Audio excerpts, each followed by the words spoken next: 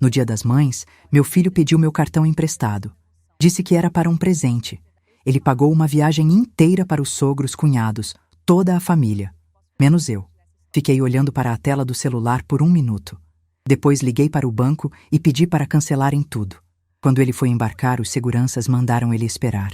Ele ligou aos berros e eu apenas disse algo que o fez empalidecer na frente de todos. Meu nome é Neuza Caetano. Tenho 63 anos. E hoje eu vou te contar como o Dia das Mães mais doloroso da minha vida se tornou o dia em que eu finalmente comecei a existir. Não como mãe, não como viúva, não como auxiliar de ninguém, como a mulher que construiu com as próprias mãos e com o próprio talento um negócio inteiro que carrega o sobrenome do meu filho na fachada, mas carrega a minha alma em cada receita do cardápio. Eram 10 horas da manhã de um domingo. Eu estava na cozinha do meu apartamento na Lapa com as mãos na massa. Literalmente. Tinha um chocolate meio amargo temperando na tigela, esperando o momento certo para ser incorporado, e eu estava no automático de quem já fez aquele movimento milhares de vezes.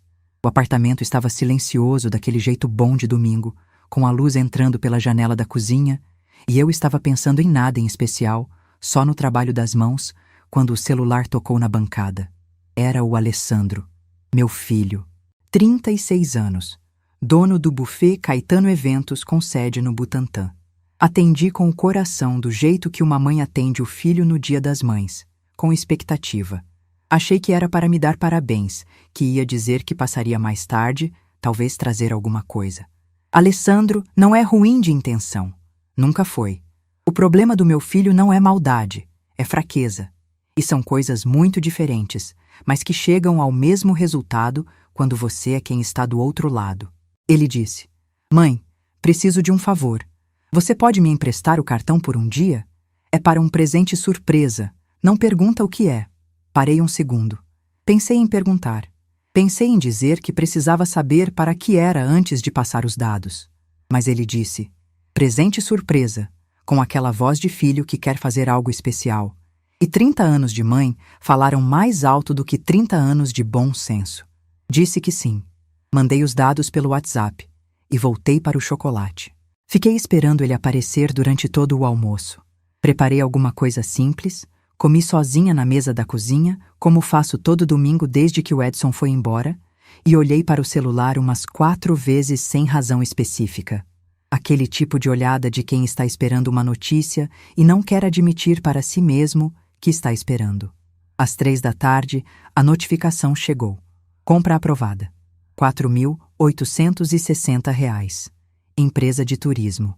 Fiquei parada olhando para o número por uns 3 segundos, tentando encontrar uma explicação lógica que fizesse sentido. Presente surpresa? De quase R$ 5.000? Em empresa de turismo? Liguei para o Alessandro. Não atendeu. Mandei mensagem. Nada. Liguei para o número da Priscila. A nora, 33 anos. Mulher do Alessandro há 6 anos. Uma mulher que eu sempre tratei com respeito porque era a escolha do meu filho mesmo quando as escolhas que ela fazia dentro da nossa relação não me tratavam com o mesmo respeito. Ela atendeu depois de 4 toques, com uma voz que estava claramente no meio de outra conversa. Barulho de pessoas ao fundo, risadas abafadas. Disse que o Alex estava ocupado, que ele ligava depois. E desligou. Fiquei com o celular na mão no meio da cozinha. Abri o aplicativo do banco. Fui no extrato. Cliquei na compra. A descrição completa apareceu. Agência de turismo, pacote Maragogi, Alagoas. Abri o site da agência numa busca rápida. Encontrei o pacote. Li a descrição. 6 passagens, 6 diárias em resort. Check-in na manhã seguinte, num voo das 6:30 da manhã saindo de Congonhas. 6 pessoas. Contei de novo. Contei uma terceira vez porque minha cabeça se recusava a aceitar o resultado da conta. Eram 6. Os sogros dele. Os 2 cunhados com as respectivas companheiras. Toda a família da Priscila. Menos eu, no Dia das Mães, com o meu cartão. Tem momentos na vida em que a dor não é imediata, em que o corpo entende antes da mente e faz exatamente o oposto do que você esperaria. Fica quieto, fica frio, fica em silêncio. E foi isso que aconteceu comigo naquele instante. Não chorei. Não liguei de volta. Não mandei mensagem em caps lock perguntando o que era aquilo. Fiquei olhando para a tela por 1 minuto inteiro. 1 minuto inteiro é um tempo longo quando você está absolutamente parada. Depois abri o contato do banco. Liguei para o número do cartão e pedi o cancelamento da transação por uso não autorizado. A atendente perguntou se eu havia emprestado o cartão. Eu disse que havia emprestado para uma finalidade diferente e que o uso tinha sido indevido. Ela processou. Disse que a compra seria estornada e que o estabelecimento receberia a notificação de cancelamento naquele mesmo dia. Eu agradeci, desliguei e olhei para o relógio. Eram quase 11 da noite. Minha mãe tinha ligado de Sorocaba às 4 da tarde para me dar parabéns. Ficamos 40 minutos na linha, ela me contando das flores que meu irmão tinha levado para ela, eu respondendo com a voz de quem está presente, mas está em outro lugar ao mesmo tempo. Depois de desligar, eu tinha ficado parada no escuro da sala por um tempo, que não sei dizer quanto foi. Tirei o bolo do forno que eu tinha colocado no automático horas antes. Estava pronto. Cobri com um pano. Lavei as formas. Guardei os ingredientes. Fui tomar banho. Não dormi bem, mas dormi. Às 5h40 da manhã seguinte, meu celular começou a tocar com aquela insistência de quem tem o dedo no botão sem parar. Era o Alessandro. Deixei tocar 2 vezes. Atendi na terceira. A voz que ouvi não era a voz do meu filho chegando para me enfrentar. Era a voz de um homem em pânico. Disse que o cartão tinha sido bloqueado, que o sistema da companhia aérea estava mostrando problema no pagamento, que os seguranças do aeroporto tinham pedido para o grupo aguardar enquanto verificavam a situação, que a Priscila estava passando mal de nervoso, que os sogros estavam sem entender nada. Perguntou se eu sabia o que tinha acontecido, se tinha sido erro do banco, se eu podia ligar para desbloquear. A voz dele era de filho pedindo socorro, não de empresário avaliando situação. Esperei ele terminar. Depois disse, com a voz mais tranquila que já usei na minha vida. E eu vivi 63 anos, então estou falando de muita calma. Não foi erro do banco, Alessandro. Fui eu. Silêncio absoluto do outro lado. Ele disse. O quê? Eu disse. Quando você pousar, liga para o Dr. Augusto. Ele vai explicar o resto. E desliguei. Porque era tudo o que precisava ser dito naquele momento. O resto, eu ia construir com cuidado. Com as mãos, como sempre fiz. Com o tempo que cada coisa precisa. Mas agora eu preciso te contar uma coisa que você ainda não sabe.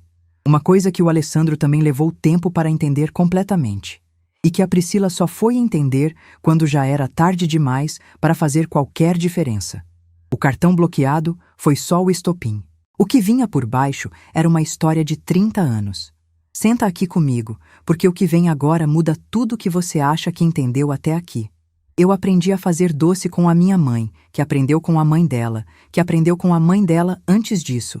Não é frase poética, é contexto. Porque o que eu carrego não é só habilidade técnica.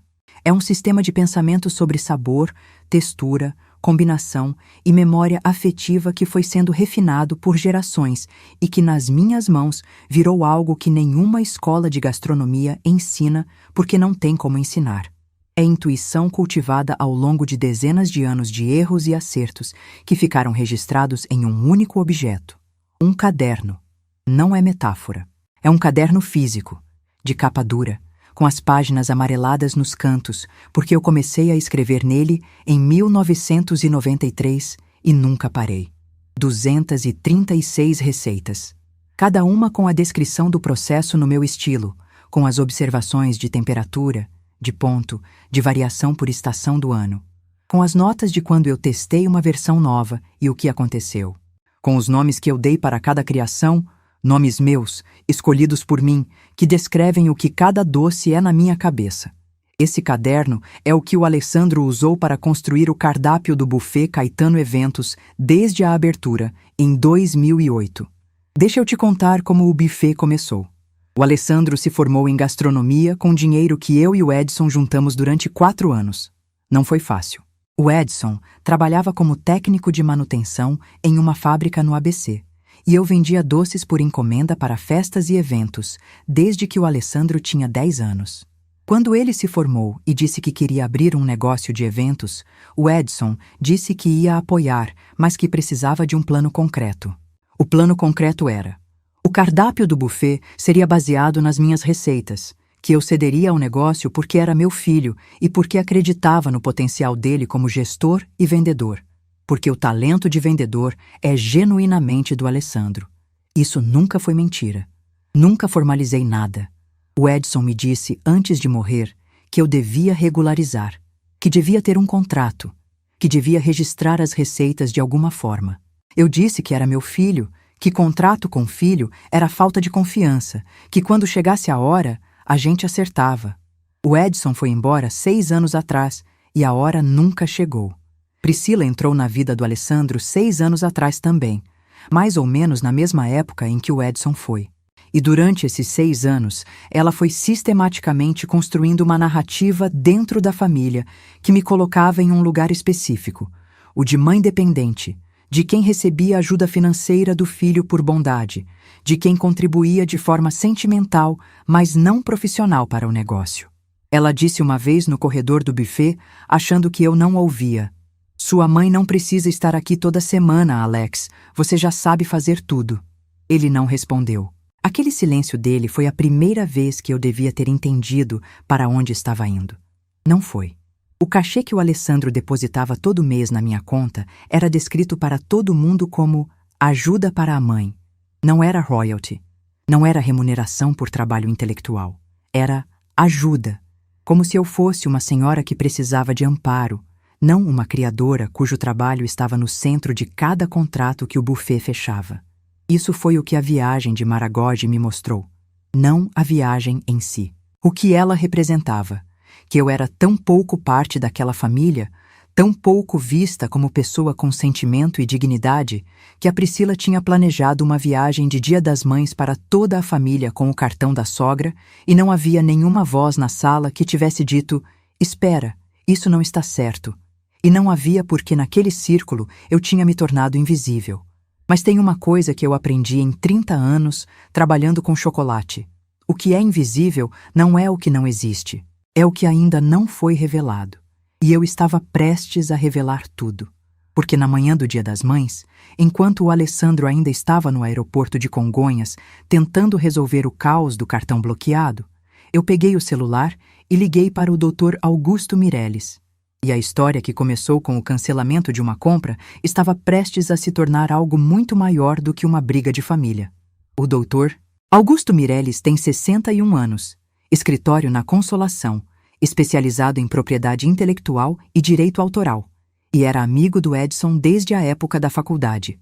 Nos 6 anos de viuvez, eu o via poucas vezes por ano, mas quando via era como se o tempo não tivesse passado nada.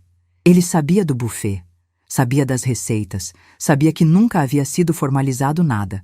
Nunca tinha se metido porque eu nunca tinha pedido. Eram 7 da manhã quando liguei. Ele atendeu antes do segundo toque com a voz de quem dormiu bem e está disposto para o dia. Eu disse: "Augusto, preciso da sua ajuda." Ele disse: "Neuza, me fala." Contei tudo. O cartão, a viagem, as 6 passagens, o Dia das Mães, o telefonema do aeroporto. E depois contei o que estava embaixo disso. O caderno, os anos.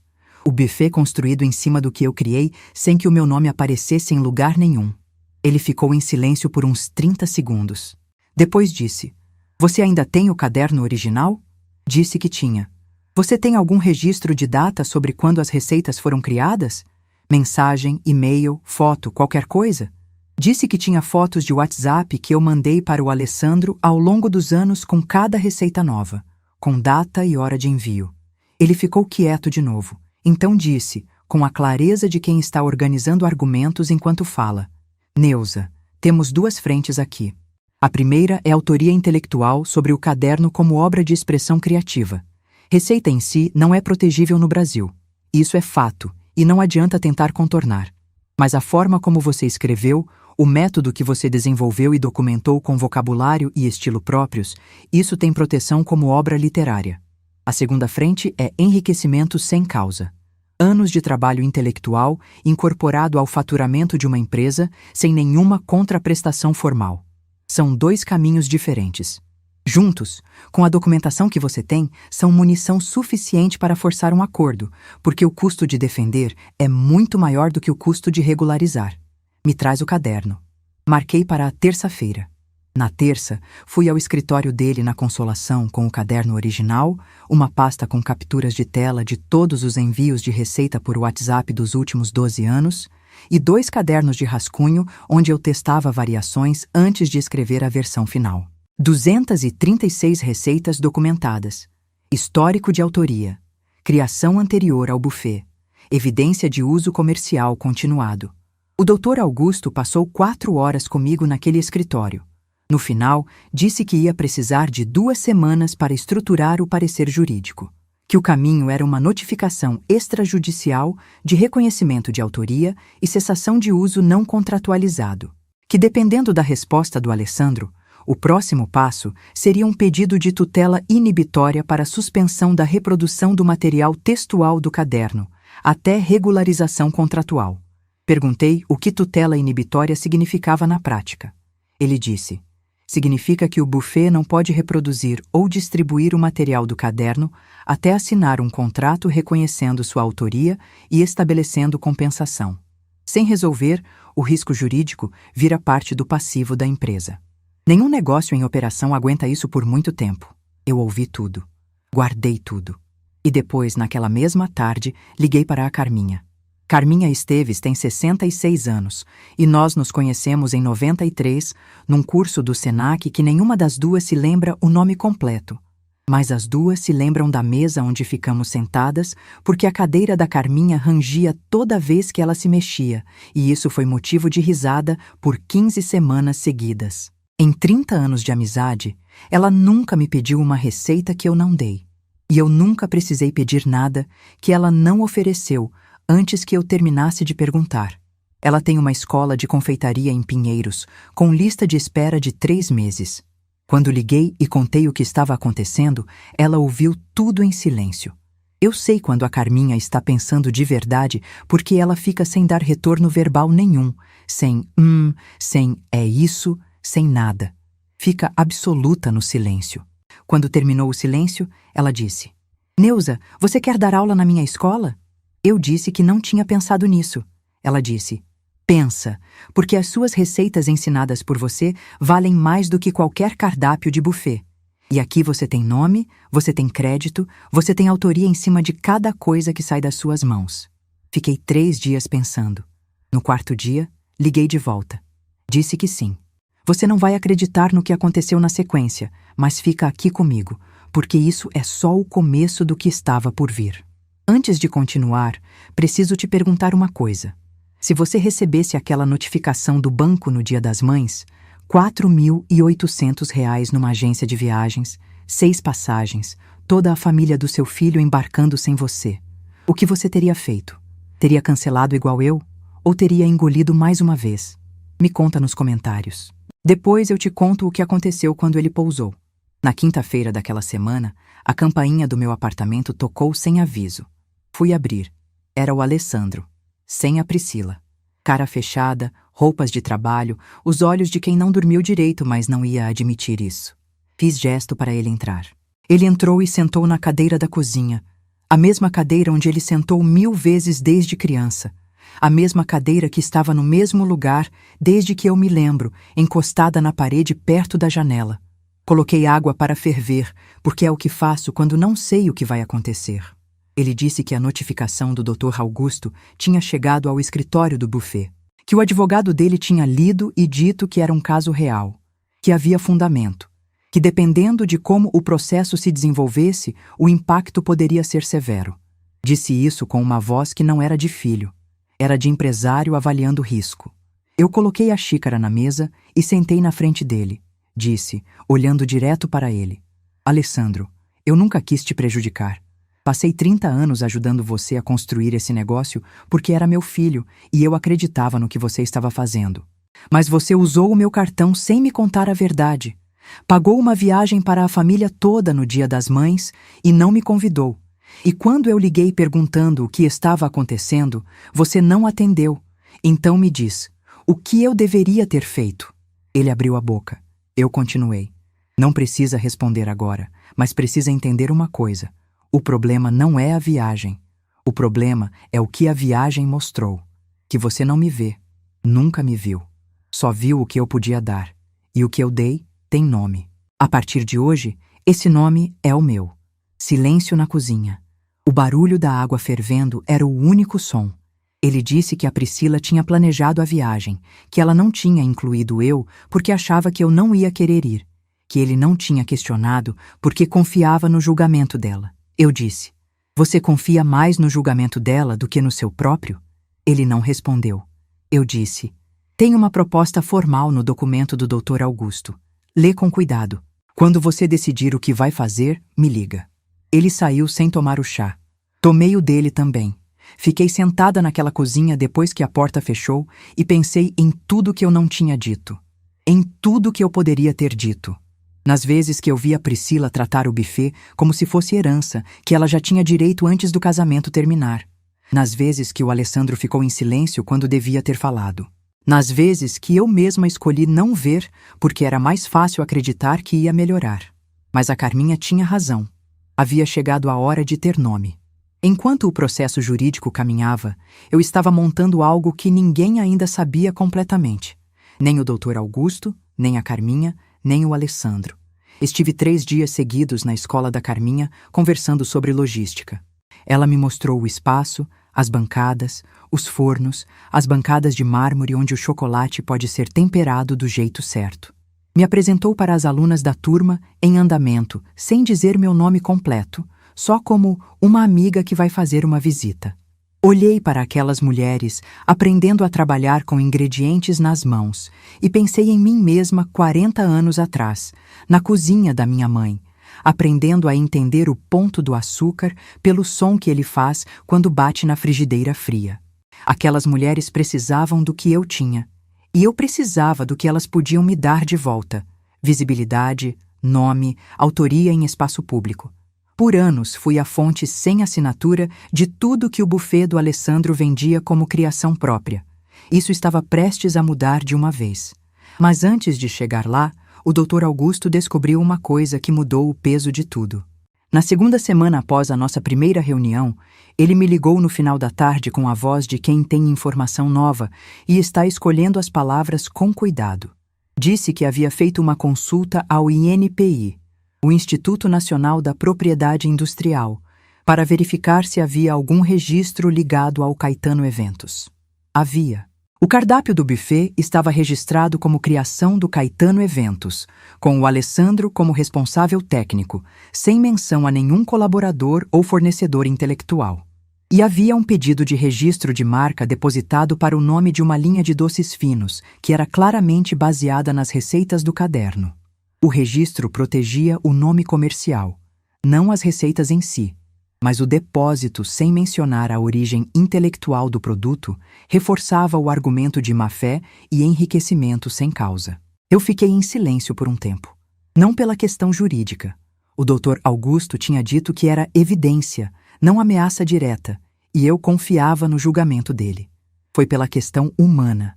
Enquanto eu estava no apartamento da Lapa desenvolvendo variações novas e mandando para o meu filho por WhatsApp com carinho, mandando com amor de mãe que quer ver o filho crescer, ele estava depositando aquilo no nome da empresa como se fosse invenção própria. Eu conhecia a letra daquele plano. Era a Priscila. Não o Alessandro sozinho. O Alessandro não pensa nesse nível de estratégia. Ele é operacional, é concreto, é boa pessoa no fundo, mesmo quando as escolhas que faz são erradas. Mas a Priscila pensa. A Priscila planejou. A Priscila olhou para o buffet no começo do casamento e viu patrimônio a ser consolidado. E foi consolidando aos poucos, tijolo por tijolo, construindo um perímetro em volta do negócio que aos poucos foi me excluindo de tudo que não fosse o caderno que eles continuavam usando. Liguei para a Carminha naquela tarde. Contei sobre o registro no INPI, sobre a resistência do advogado, sobre como o processo estava se desenhando. Ela ouviu tudo e depois ficou um momento em silêncio. Disse: "Já cuidei de uma parte disso." Perguntei o que ela queria dizer. Ela disse que havia mencionado para algumas pessoas do setor de confeitaria de São Paulo que uma profissional com décadas de experiência ia integrar o corpo docente da escola. Não havia dito meu nome. Havia dito que era uma amiga sua. No mercado de confeitaria de São Paulo, isso era suficiente para gerar movimento, porque todo mundo sabe quem são as amigas da Carminha. Rodrigo Menezes vai ligar para você essa semana, ela disse. Deixa ele ligar. Eu conhecia o Rodrigo. 44 anos, empresário do setor de eventos corporativos, maior cliente do buffet do Alessandro, responsável por 40% do faturamento anual da empresa. 3 anos atrás, na véspera de um jantar de 200 pessoas que ele estava patrocinando, o freezer principal do buffet quebrou. O Alessandro entrou em pânico. Eu fui ao espaço às 10 da noite e fiquei até às 4 da manhã refazendo os doces à mão com os ingredientes que tinham sobrado fora do equipamento. O evento aconteceu. Todo mundo elogiou o cardápio. E o Rodrigo olhou para mim no final da noite com uma expressão que eu não esqueci, porque era de alguém que entendeu exatamente o que tinha acontecido ali. Ele nunca esqueceu. Na semana seguinte, o Rodrigo ligou. Disse que havia ouvido, através de pessoas do setor, que eu estava desenvolvendo um projeto próprio. Perguntou se era verdade. Eu disse que era. Perguntou se havia espaço para conversar sobre fornecimento para eventos corporativos. Eu disse que havia. Antes de desligar, ele perguntou: o Caetano Eventos sabe disso? Eu disse: eles vão saber na hora certa. Agora eu tinha 3 frentes abertas ao mesmo tempo. A frente jurídica, com o Dr. Augusto construindo o processo e a documentação. A frente profissional, com a Carminha preparando o espaço para meu nome entrar no mercado com autoria própria. E a frente comercial, com o Rodrigo aguardando o momento certo para mover o contrato mais importante da história do buffet do Alessandro. 3 frentes, cada uma no tempo certo. E o Alessandro e a Priscila não sabiam de nenhuma das 3. No decorrer dessas semanas, o Dr. Augusto foi construindo o caso com uma precisão que eu só conseguia entender em partes, mas que a cada reunião me mostrava mais claramente o tamanho do que estava sendo montado. A perícia documental foi determinante. O Dr. Augusto contratou uma perita especializada em documentos para analisar o caderno original, as datas dos arquivos de texto e foto e os metadados das imagens enviadas por WhatsApp. Ele havia me orientado desde o primeiro dia a preservar os metadados de cada arquivo antes de fazer qualquer coisa com eles, não postar em lugar nenhum, não comprimir, não encaminhar sem cuidado. Aquela orientação agora fazia sentido completo. 236 receitas. Histórico de autoria verificável. Criação demonstravelmente anterior ao uso comercial. Mas o Dr. Augusto queria mais do que isso. Ele contratou 3 especialistas em confeitaria para atestar a originalidade técnica das formulações. Profissionais do setor que poderiam confirmar que as receitas não eram adaptações de fórmulas existentes, mas desenvolvimentos originais com características técnicas específicas que podiam ser identificadas e atribuídas. Isso levou tempo. Levou 6 semanas. E durante essas 6 semanas, eu continuei minha rotina. Acordei cedo. Fiz doce. Fui à escola da Carminha para planejar os módulos do curso.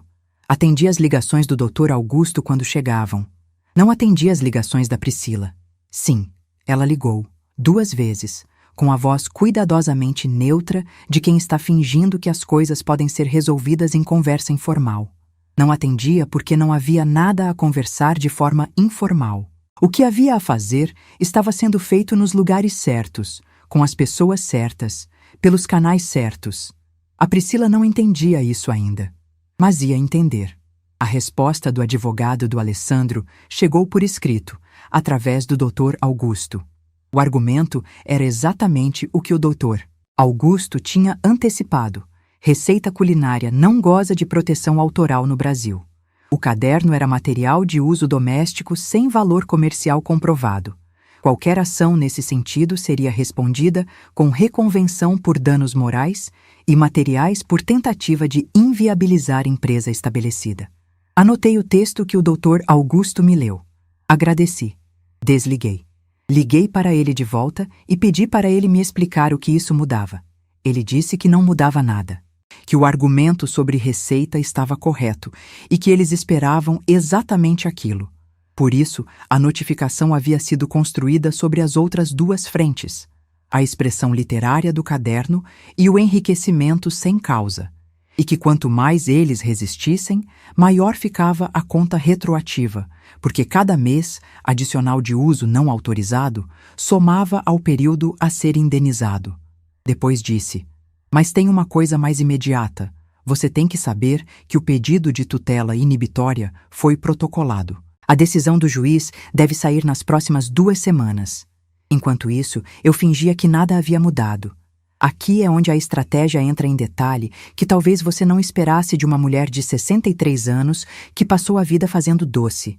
O Alexandro ainda depositava o cachê mensal na minha conta. E eu continuei recebendo sem dizer nada, porque o contrato informal existia, porque estava documentado e porque cada depósito adicional reforçava a evidência de uso não contratualizado pelo próprio pagador. O Dr. Augusto havia dito que sim, isso era relevante, que o fluxo de pagamento contínuo, sem contrato formal, era evidência de reconhecimento implícito de dívida, não de generosidade.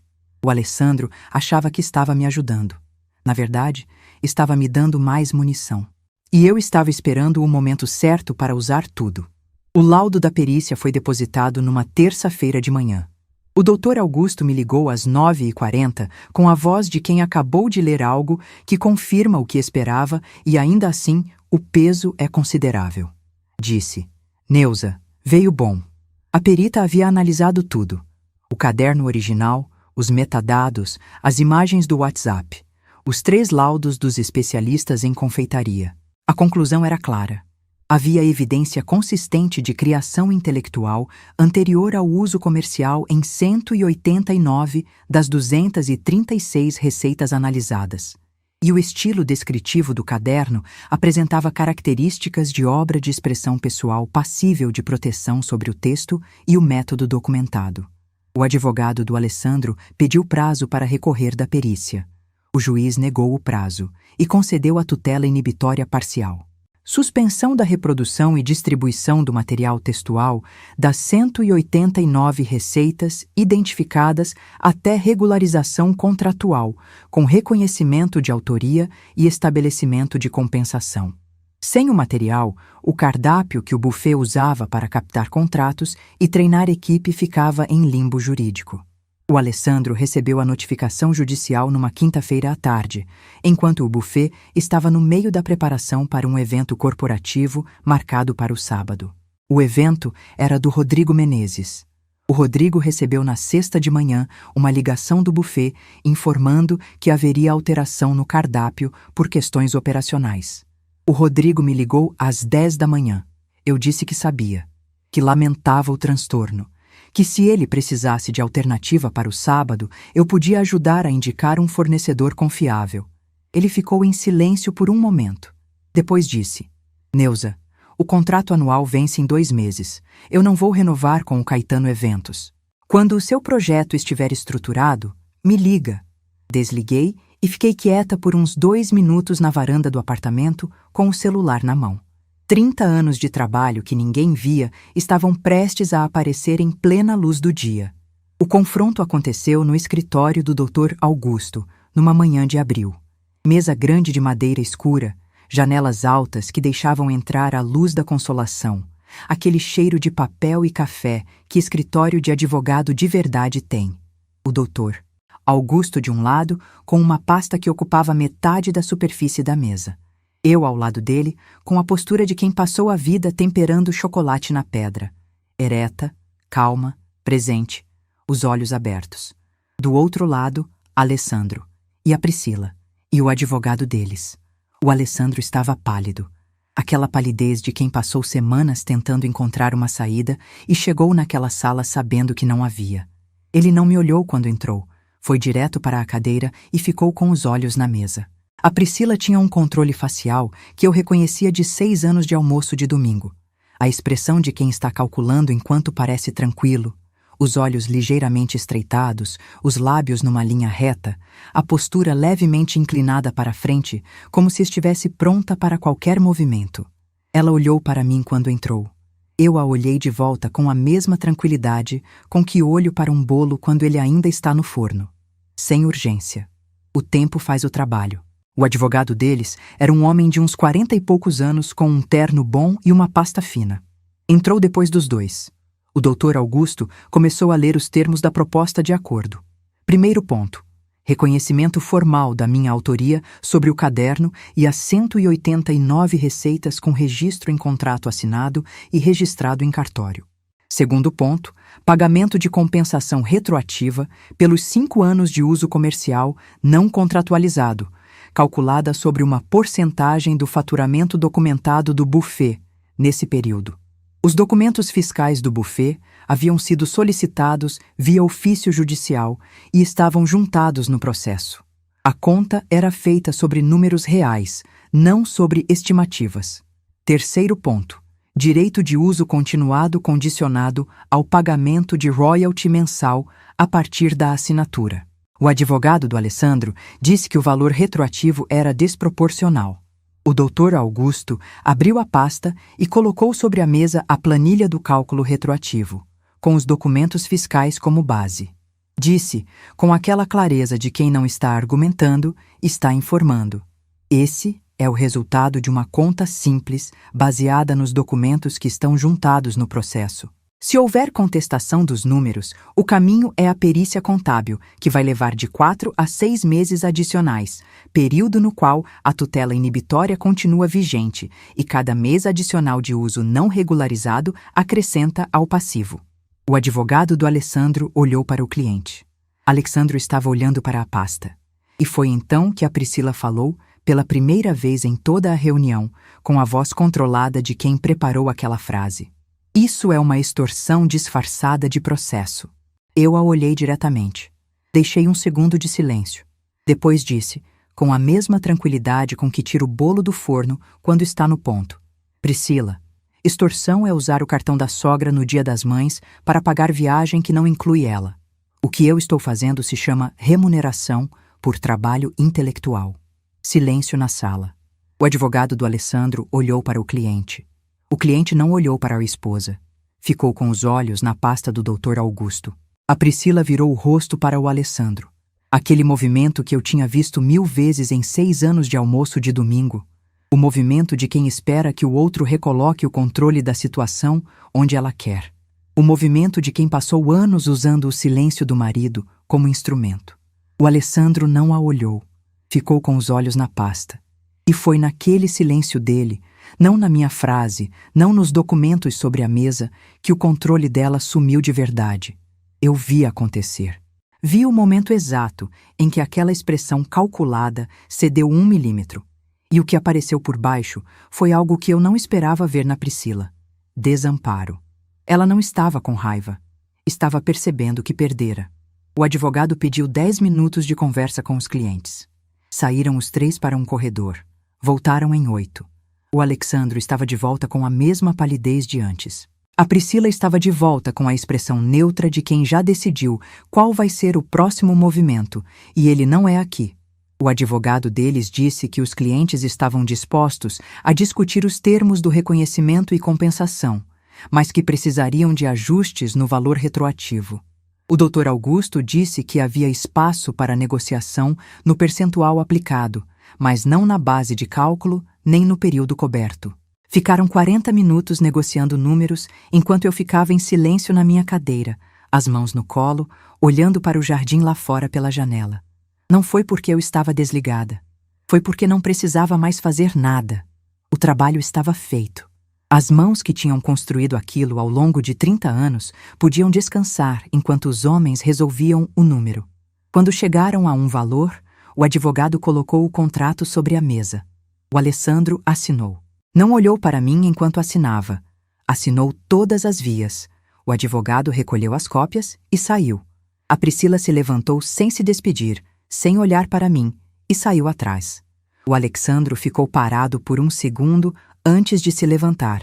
Me olhou pela primeira vez naquela manhã inteira, com uma voz que eu não ouvia havia muito tempo.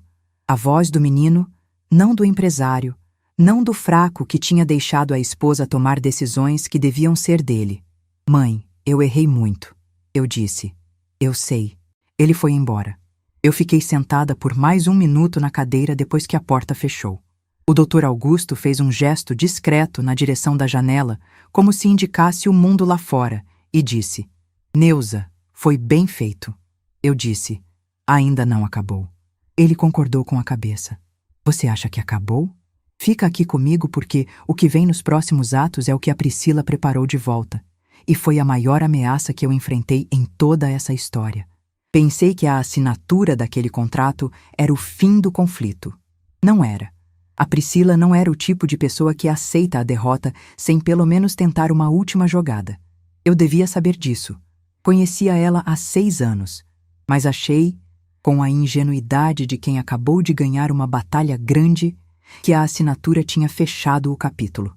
A jogada dela chegou numa quinta-feira à tarde. Uma ligação de número desconhecido. Atendi pensando que era algo relacionado ao processo, alguma pendência administrativa. Era um homem que se identificou como advogado especializado em direito de família, dizendo que representava Alexandro Caetano em uma questão relacionada à guarda dos netos. Eu não entendi na primeira frase. Pedi para ele repetir.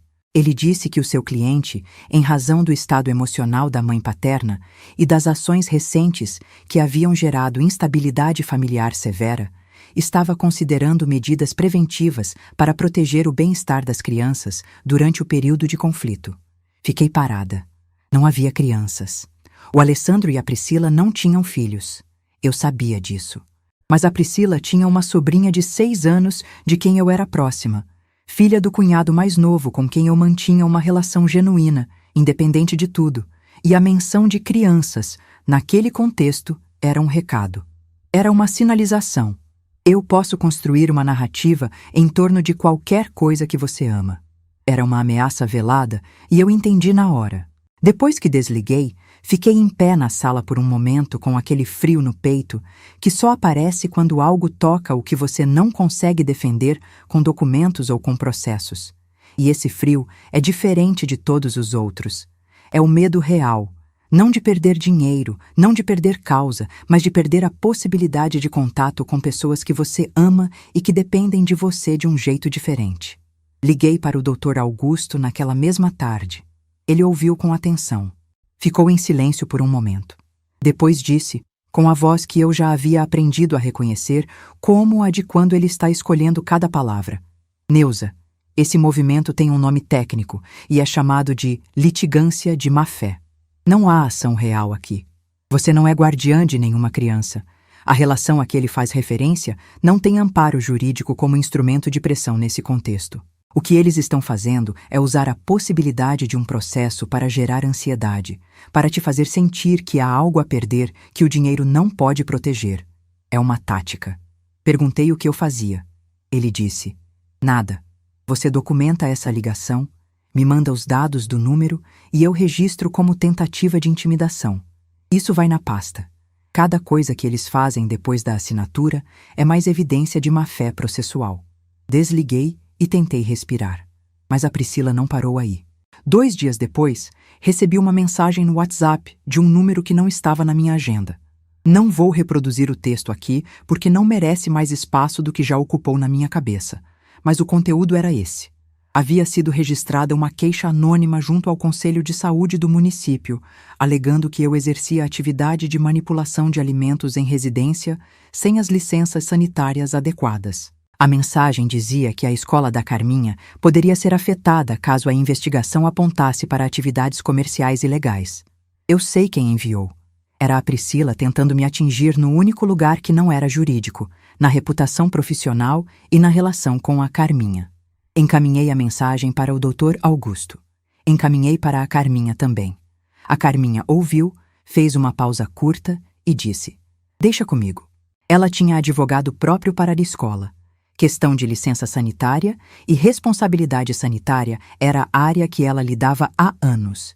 E eles responderam à queixa dentro de 48 horas, com toda a documentação da escola em ordem. Não havia base para nada. A queixa foi arquivada. Mas o que aquilo me custou foram 3 dias de sono ruim e um medo que eu não esperava sentir naquela altura, porque eu já havia passado pelo cartão, pela viagem, pelo aeroporto, pela reunião, pela assinatura. Eu achava que o corpo humano tinha um limite de quanto conseguia ser atingido antes de ficar entorpecido. Não tem. Cada golpe chega no lugar certo se quem está desferindo conhece você bem o suficiente. E a Priscila me conhecia. Sabia que eu me importava com a Carminha. Sabia que eu me importava com a reputação do trabalho. Sabia que a sobrinha era um ponto de vulnerabilidade emocional real. Ela havia usado tudo isso de propósito. E foi aí, nas 3 noites de sono ruim, olhando para o teto do apartamento da Lapa, que eu tomei a decisão final. Não sobre o processo jurídico. Esse estava resolvido. Sobre o que eu faria com o resto. A Carminha me ligou na manhã da quarta-feira seguinte com uma voz que eu reconhecia como a de quando ela está prestes a resolver alguma coisa. Disse: Neuza, preciso te contar uma coisa sobre a Priscila. Eu disse que estava ouvindo. Ela disse que uma das alunas da escola, uma mulher que trabalhava no setor de eventos e que conhecia o circuito de fornecedores de São Paulo, havia contado que a Priscila estava, discretamente, tentando negociar o cardápio do buffet com outro fornecedor de confeitaria. Não o cardápio protegido pelo contrato, o cardápio novo que ela estava tentando desenvolver sem as receitas com outro profissional. Estava tentando construir uma versão do buffet que não dependesse de mim. O que ela não sabia, o que o Alessandro provavelmente também não sabia, era que o profissional que ela estava tentando contratar era egresso da escola da Carminha, e que a Carminha tinha ligado para ele na semana anterior. A Carminha disse: ele não vai fechar com ela, mas não é só isso. Pausou. Disse: eu soube por fontes do setor que a Priscila abriu um MEI no mês passado no próprio nome. Ela está tentando registrar uma empresa de buffet separada, usando o CNPJ próprio dela. Fiquei em silêncio. Então entendi. A Priscila não estava planejando defender o buffet do Alessandro. Estava planejando abandonar o barco e construir o próprio, usando o que pudesse carregar antes de sair. E o que ela queria carregar era o cardápio. O que ela não entendia, o que ficou claro para mim naquele momento de uma forma que me deu uma calma absoluta, era que o cardápio agora tinha o meu nome em contrato registrado em cartório. Não havia nada para carregar. Liguei para o Dr. Augusto. Contei sobre o MEI da Priscila. Ele disse sem hesitar: qualquer uso do material protegido pelo contrato em uma empresa de terceiro, inclusive a empresa da esposa, configura violação direta do acordo. Se ela tentar usar uma única receita do caderno em qualquer produto comercial sob qualquer nome, estamos de volta ao juiz com descumprimento de acordo e pedido de indenização majorada. Disse: ela sabe disso? Ele disse: vai saber quando receber a notificação preventiva que vou protocolar ainda essa semana. A notificação preventiva foi despachada na sexta-feira. A Priscila recebeu na segunda-feira seguinte. Não tive mais notícias dela depois disso. Mas a história ainda não havia chegado ao ponto onde eu precisava que chegasse. O contrato estava assinado. As ameaças haviam sido arquivadas. A notificação preventiva estava protocolada. O processo jurídico havia se resolvido da forma que o Dr. Augusto havia previsto desde o primeiro dia. Mas havia uma coisa que ainda não havia sido feita. Uma coisa que não era jurídica, não era financeira, não era estratégica. Era sobre o nome. O meu nome. 30 anos de trabalho que ninguém associava a mim publicamente. 30 anos em que cada trufa, cada bolo, cada mesa de doces finos que o buffet Caetano Eventos servia era fotografada, postada, elogiada, e nenhuma dessas fotos tinha o meu nome. Tinha o nome do buffet, tinha o nome do Alessandro, tinha o nome da Priscila às vezes, nas legendas dos posts, fazendo pose ao lado das mesas. O meu nome não estava em lugar nenhum. Isso precisava mudar, não por vaidade, por verdade. E a Carminha soube exatamente como fazer isso acontecer. A inscrição para a primeira turma do curso Neuza Caetano de Confeitaria Artesanal abriu numa segunda-feira às 9 da manhã. Fechou na quarta-feira ao meio-dia. 28 vagas. 28 mulheres inscrevendo o nome em lista de espera desde a noite antes, segundo a Carminha, que me ligou às 8 da manhã da segunda com a voz de quem está segurando o riso. Disse: Neuza, tem fila virtual desde as 11 da noite de ontem. Eu estava temperando chocolate na pedra de mármore quando ela ligou e precisei pedir para ela repetir porque achei que tinha entendido errado. Não tinha. 28 vagas esgotadas em menos de 52 horas. A segunda turma foi anunciada na semana seguinte e fechou em 2 dias. As alunas fotografavam tudo. As bancadas, os processos, os produtos finais, e postavam com o meu nome. Em cada foto, em cada legenda, em cada marcação, aparecia Curso Neuza Caetano. As receitas que eu ensinava eram apresentadas como criações minhas, com a história de cada uma, com o contexto de onde tinham surgido. Algumas alunas comentavam que tinham comido aqueles doces em eventos anos atrás sem saber quem havia criado. A escola da Carminha se tornou o lugar onde essa história ficou visível. Em 4 meses, eu tinha mais reconhecimento público pelo meu trabalho do que em 30 anos de bastidor do buffet. E foi em meio a esse movimento, quando meu nome já estava circulando no setor com peso próprio, que o Rodrigo Menezes me ligou de volta. Disse que o contrato anual do buffet havia vencido, que não havia renovação com o Caetano Eventos e que estava pronto para conversar sobre fornecimento para os eventos corporativos dele. Conversamos por 40 minutos. Ele descreveu o que precisava: volume, tipo de evento, cardápio esperado. Eu descrevi o que eu podia oferecer: produção própria, com meu nome, com autoria documentada em cada item. No final da conversa, ele disse: Neuza, para mim era óbvio desde aquela madrugada no evento que você era a razão pela qual o produto do Caetano era o que era. Eu só não sabia como dizer isso sem criar problema para o Alessandro. Agora não há mais esse impedimento. Fechamos o acordo, mas a história ainda precisava de uma última cena, não dramática no sentido de explosão, dramática no sentido de definitiva. O Dr. Augusto me ligou numa terça-feira com a voz calma de quem está reportando um desfecho esperado. Disse que havia recebido o comunicado do advogado do Alessandro, informando que, em razão de alterações societárias internas na empresa, o pagamento dos royalties mensais passaria a ser processado diretamente pelo setor financeiro do buffet, sem intermediação do advogado. Isso significava que Alexandro havia demitido o advogado contratado pela Priscila e estava gerenciando o cumprimento do acordo diretamente. Perguntei o que isso indicava. O Dr. Augusto disse: indica que a influência que conduzia as decisões do buffet foi removida da equação. Não precisei perguntar de quem estava falando, mas o capítulo final não foi telefonema. Foi uma manhã de sábado. Eu estava preparando a aula da semana seguinte, separando ingredientes, organizando o roteiro, anotando as variações que ia apresentar, quando recebi uma ligação da minha mãe de Sorocaba. Ela perguntou como eu estava, perguntou sobre as aulas, perguntou se eu tinha comido direito. A conversa de quem te conhece desde antes de você saber que existia. Antes de desligar, ela disse: Neuza, o Edson ficaria orgulhoso. Fiquei em silêncio por um momento. Depois disse: eu sei, mãe. Desliguei e voltei para os ingredientes na bancada. Era isso que eu precisava ouvir para entender que estava completo. A vida de Alexandro e da Priscila depois daqueles meses foi uma sequência de perdas que vieram uma atrás da outra, cada uma puxando a próxima, como quando um ponto de malha solta e o tecido inteiro começa a desfazer. O contrato do Rodrigo Menezes foi o primeiro dominó. 40% do faturamento anual do buffet Caetano Eventos. Número que não se repõe em uma temporada, não se compensa com 2 ou 3 contratos novos de menor porte.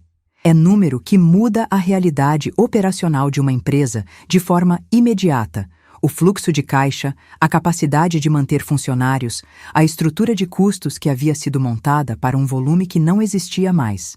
2 funcionários do buffet foram desligados no 2º mês. O espaço comercial no Butantã, um galpão alugado com capacidade para a produção de grande escala, foi reduzido.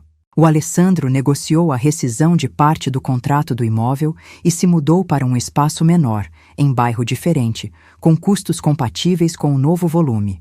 O Instagram do Caetano Eventos foi ficando cada vez mais espaçado. As fotos dos eventos grandes foram sumindo. O que foi aparecendo era produção menor, mais simples, para festas de aniversário e eventos menores. Não é desonra. É um trabalho honesto e existe mercado para ele. mas era diferente do que havia sido construído. E o Alexandro sabia disso. A Priscila pediu separação 4 meses depois do acordo. Isso não me surpreendeu. Conhecia a Priscila.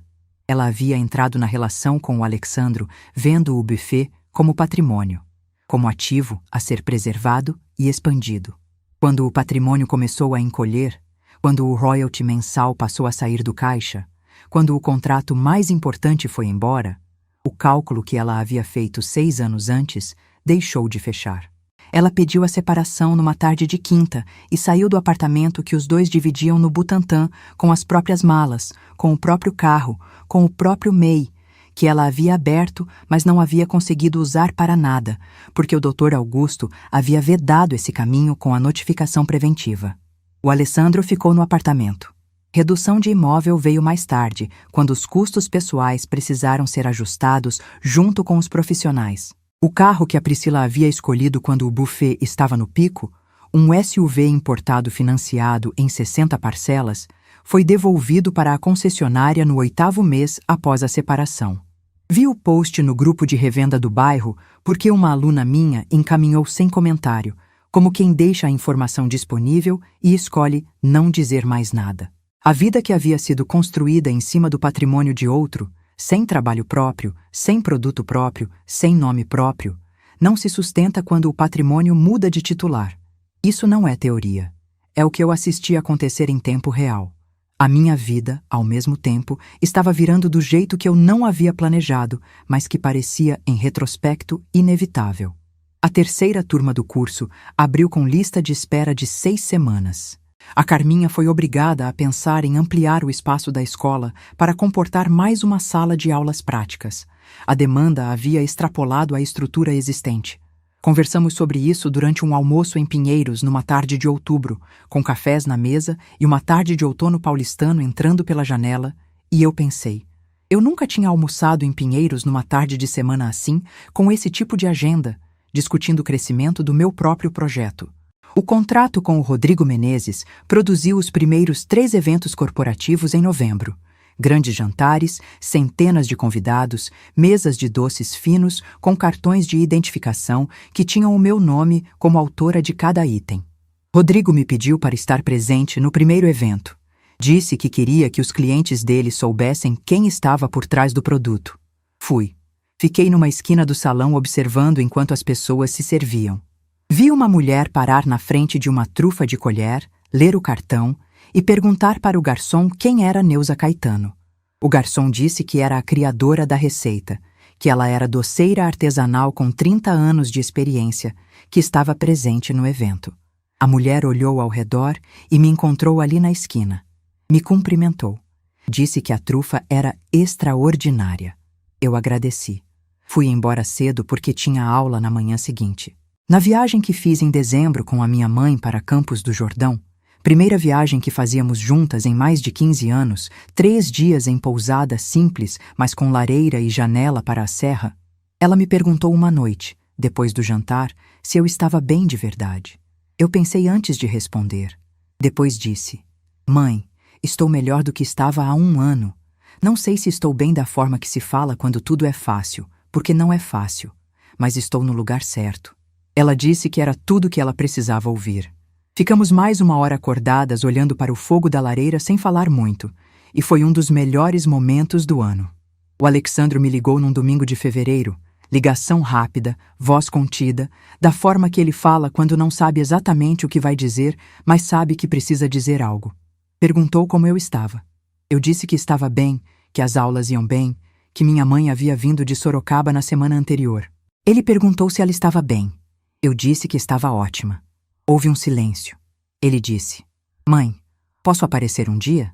Eu fiquei em silêncio por um momento. Depois disse, pode, mas não sem antes entender o que você vai dizer quando chegar. Ele disse que ia pensar. Eu disse que estava esperando. Desliguei e voltei para a tigela de chocolate que estava temperando na pedra de mármore.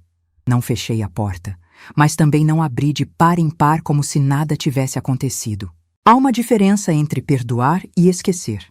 Há uma diferença entre deixar alguém entrar de volta na sua vida e deixar alguém entrar como se o erro não tivesse peso.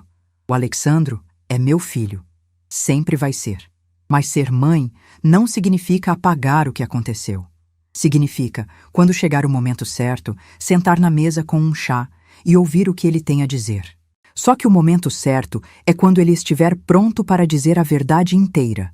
Não a versão onde ele errou por influência da esposa, não a versão onde as circunstâncias o levaram, mas a versão onde ele olha para o que ele escolheu e chama pelo nome.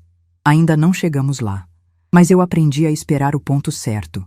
O Edson sempre dizia que eu tinha paciência de confeiteira, que eu esperava o tempo certo de cada coisa sem ansiedade. Eu achava que ele estava elogiando minha técnica. Só entendi depois, muito depois, que ele estava descrevendo meu caráter. 30 anos eu esperei o momento certo para usar o que construí. Não foi planejado, não foi estratégico desde o começo. Foi só uma mulher que sabe que nada que é verdadeiramente seu pode ser tomado por completo, porque a origem fica com quem criou, independente do nome que aparece na embalagem. O chocolate tem memória. Ele volta ao ponto quando você sabe o que está fazendo, assim como eu. Se essa história te tocou, se inscreve no canal agora para não perder o que vem por aí. E a próxima história que está aparecendo na tela agora?